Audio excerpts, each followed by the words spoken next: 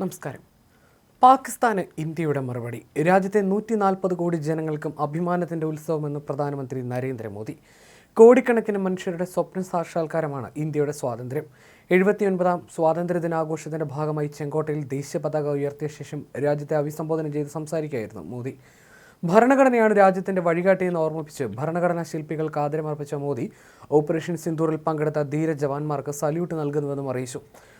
Operation സിന്ദൂറിനെ സൈന്യം ഭീകരർക്ക് ചുട്ട മറുപടി നൽകിയെന്നും സൈന്യത്തിന് സർക്കാർ പൂർണ്ണ സ്വാതന്ത്ര്യം നൽകിയെന്നും അദ്ദേഹം വ്യക്തമാക്കി.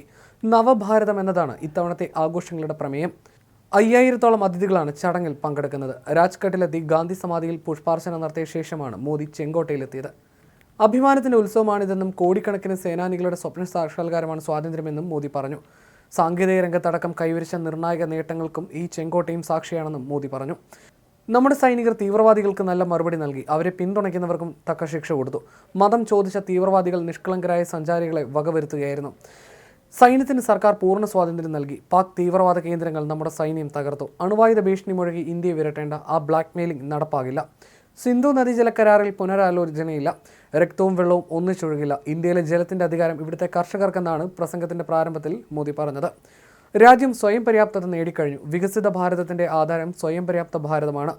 ഓപ്പറേഷൻ സിന്ദൂറിൽ പ്രതിഫലിച്ചതും ഇന്ത്യയുടെ സ്വയം പര്യാപ്തതയാണ്. നമ്മുടെ ആയുധബലം ശത്രുവിനെ അമ്പരപ്പിച്ചു. ഇന്ത്യയുടെ ആണവ ഊർജ്ജശേഷി 10 ഇരട്ടി വർദ്ധിച്ചിരിക്കുന്നു. ഈ മേഖലയിൽ നിരവധി പരിഷ്കാരങ്ങൾ കൊണ്ടുവന്നു. എല്ലാ മേഖലകളിലും രാജ്യം സ്വയം പര്യാപ്തത നേടുകയാണ്. ശൂന്യാകാശ മേഖലയിലും രാജ്യം സ്വയം പര്യാപ്തരായി എന്നും നരേന്ദ്രമോദി ചെങ്കോട്ടയിൽ നടത്തിയ പ്രസംഗത്തിൽ പറഞ്ഞു. ഏത് ഭീഷണിയെ നേരിടാൻ രാജ്യം സജ്ജമാണെന്നും പ്രധാനമന്ത്രി വ്യക്തമാക്കി. സ്വാതന്ത്ര്യദിനാഘോഷത്തിന്റെ ഭാഗമായി രാജ്യതലസ്ഥാനമായ ഡൽഹിയിൽ കനത്ത സുരക്ഷയാണ് ഏർപ്പെടുത്തിയിരിക്കുന്നത്. തുടർച്ചയായ 12ാമത്തെ സ്വാതന്ത്ര്യദിന പ്രസംഗമാണ് പ്രധാനമന്ത്രി നരേന്ദ്രമോദിയുടേത് ഇത്തവണത്തേത്. 2014 മുതൽ കഴിഞ്ഞ വർഷം വരെയുള്ള പ്രസംഗങ്ങളിലെല്ലാമായി 93,000 വാക്കുകളാണ് മോദി ഉപയോഗിച്ചിരിക്കുന്നത്. ഇക്കൊല്ലം വാക്കുകൾ 1,00,000 കടക്കുമെന്നാണ് വിവരം. നേരത്തെ പ്രധാനമന്ത്രി സാമൂഹ്യ മാധ്യമങ്ങളിലൂടെ എല്ലാവർക്കും സ്വാതന്ത്ര്യദിനാശംസകൾ നേർന്നിരുന്നു. സ്വാതന്ത്ര്യദിന സമര സേനാനികളുടെ സ്വപ്നങ്ങൾ സാക്ഷാത്കരിക്കാനും വികസിത ഭാരതം കെട്ടിപ്പടുക്കാനും കഠിനാധ്വാനം ചെയ്യാൻ ഈ ദിനം പ്രചോദനമാകട്ടെ എന്ന് അദ്ദേഹം എക്സിൽ കുറിച്ചു.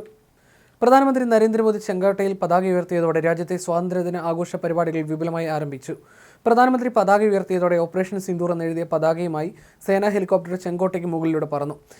ദീപാവലി സമ്മാനമായി GST പരിഷ്കാരം നടപ്പിലാക്കുമെന്നും പ്രധാനമന്ത്രി അറിയിച്ചു. GST നിരക്കുകൾ കുറയ്ക്കും.